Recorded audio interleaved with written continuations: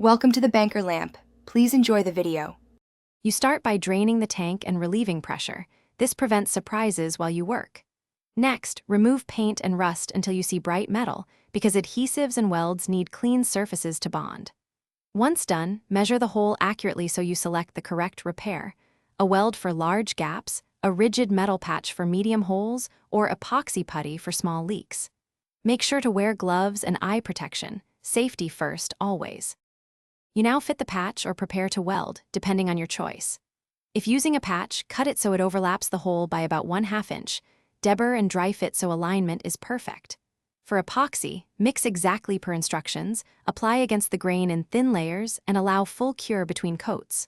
For welding, tack around the perimeter to avoid distortion, then complete the bead while watching for burn-through.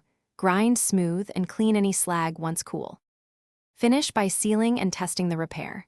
You should prime any exposed metal and coat with a corrosion-resistant paint or sealer. Allow the full cure time stated. Once cured, pressure test the tank at low pressure and watch for bubbles or damp spots. This verifies integrity without risking blowout. If you still see a leak, stop, re-clean to bare metal, and redo the patch or welding step.